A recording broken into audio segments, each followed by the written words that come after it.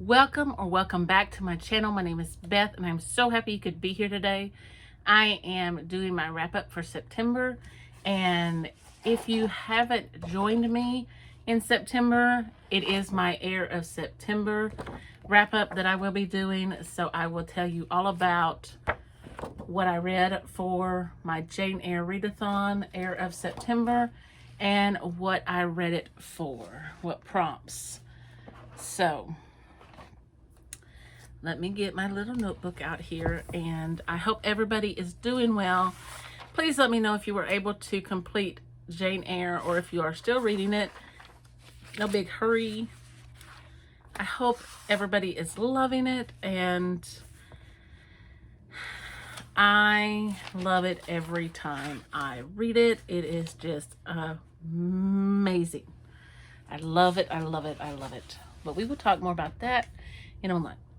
So, Booth by Karen Joy Fowler. This was started in August. I read it very slowly. I would just read snippets of it before I went to bed. I started it in August, probably around the 12th, and I finished it September 7th, but I'm still counting it. I didn't count it for Heir of September. I gave this 5 stars. I absolutely love this book. This was about John Wilkes Booth and his family, like his brothers and sisters and his parents. And there seems to be like a sickness that went on in his family. He had several brothers and sisters, and a couple of them passed away. And the author has some views that I don't share, but I still loved her writing, and I believe her research was just spot on.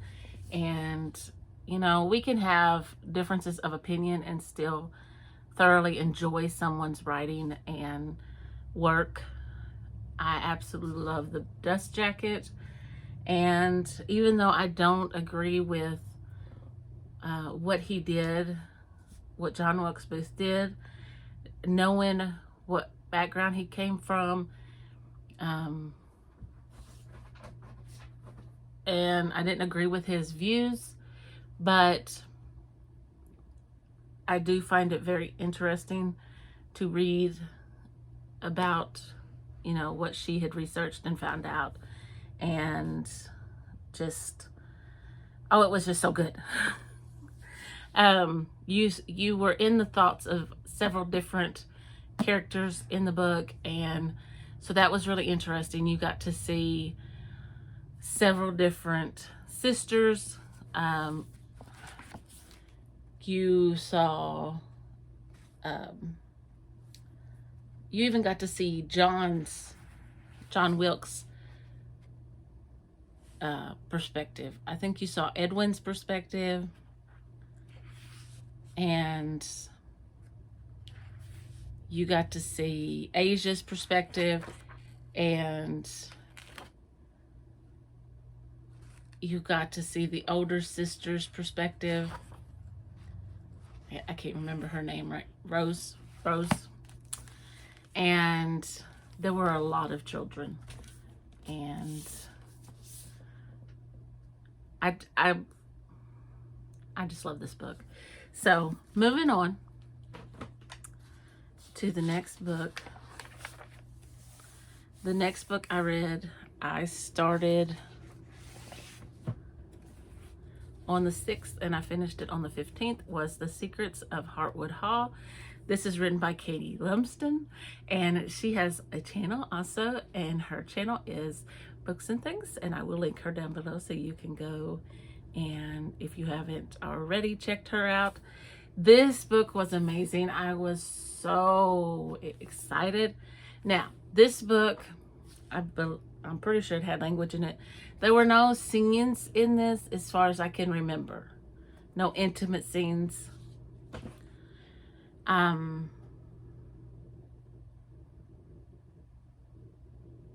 Or this one as far as I can remember either.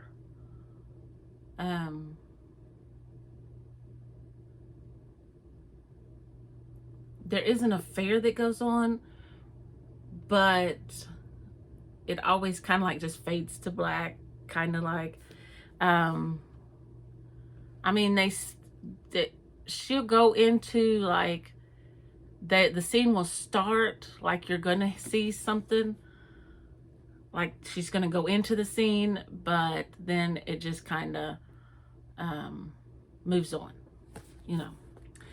So 5 stars. Margaret is a widow and she applies to become a governess to Louis, who is age 10, but she's immediately drawn into the secrets that are wrapped up in this house and in this family.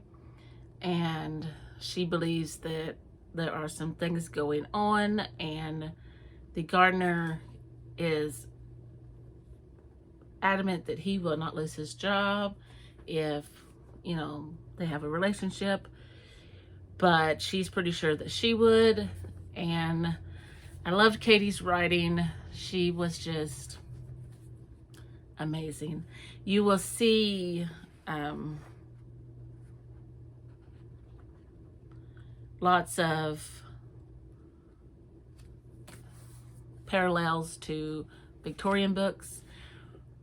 So yes, loved that book.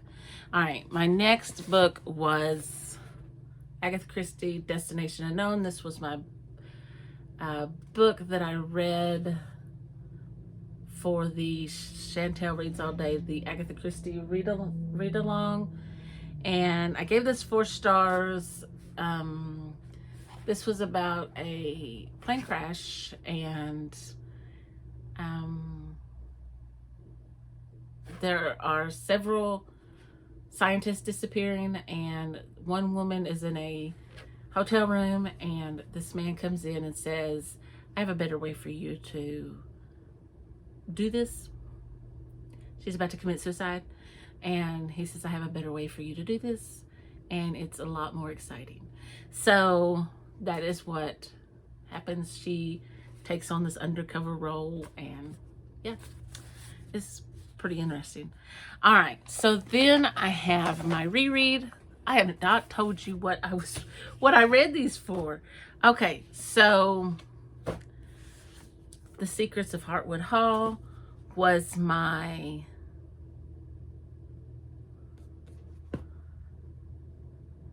governess book and my red book. Okay, so The Broken Girls by Simone St. James. This was a reread. I started this one also on the 6th, and I finished this on the 11th. This was a wonderful reread, and this takes place in a boarding school, and it also, I can't remember my prompts, takes place in a boarding school, and takes place in a boarding school. I'm trying to remember.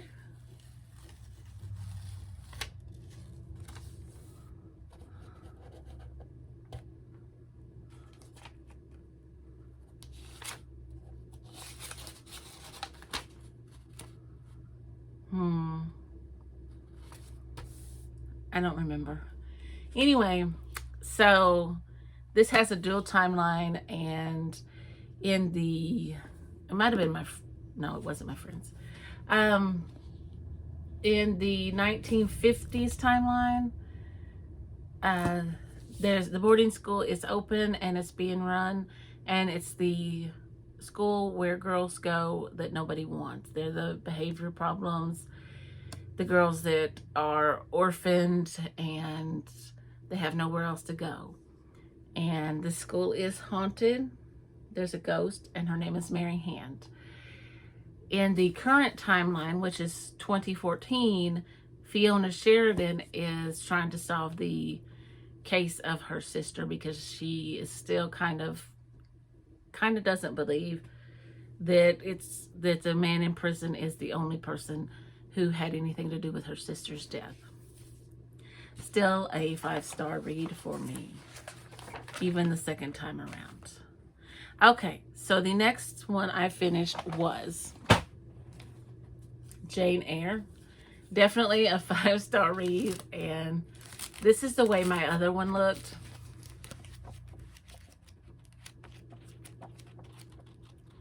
I mean, it is so beautiful. It is so beautiful. I started this on the 30th of August. I did start a little early, and I love that. I just love all those tabbies. And I finished it on the 26th. 5 stars. I would go as far as to say 6 stars. This is about a girl named Jane. She's an orphan, and she has no family, and she goes to live with her aunt. And actually, it's her uncle's wife. And she's staying with her uncle, but her uncle dies. And his wife is supposed to take care of her as one of her own. But we all know that that's not the case. And so she gets sent to this boarding school called Lowood. And this is where she meets her friend and Helen. And Helen changes her outlook on life. And then she grows up. She spends 8 years at Lowood, and she becomes a teacher, and she teaches for 3. And then she goes off to, I can't think of the name of the school, of the house, Thornfield Hall. And she becomes a governess to Adele for working for Mr. Rochester, and then she falls in love, and then she must leave because of some circumstances, and it's just heartbreaking and wonderful and beautiful, and the writing is superb and extravagant, and God just shows up in it so much. And Charlotte Bronte just rips my heart out and steps all over it, and then puts it all back together again. And this has to be right up there with The Outsiders as my favorite book, and I don't think I could pick between them, even though I've read The Outsiders way more times than I've read Jane Eyre, but that's only because I was teaching it. Okay, so Jane Eyre was my Jane Eyre prompt. So then my husband and I had been listening to Bad Luck and Trouble. We started it on the 2nd. I finished it on the 27th because then he found out there was a series. So he started just watching the series. So I went ahead and finished it. This is about Reacher, and somebody kills one of his buddies from the special forces when they were in the military. And his buddy Nagley gets a hold of him and says, you know, they're killing our friends. And so they decide they're going to solve the case. And this was my mental health prompt and my friend's prompt. And, you know, Lee Child is always 5 stars for me because Reacher is just amazing. And so we find out that his friend was dropped out of a helicopter from several hundred feet up in the air.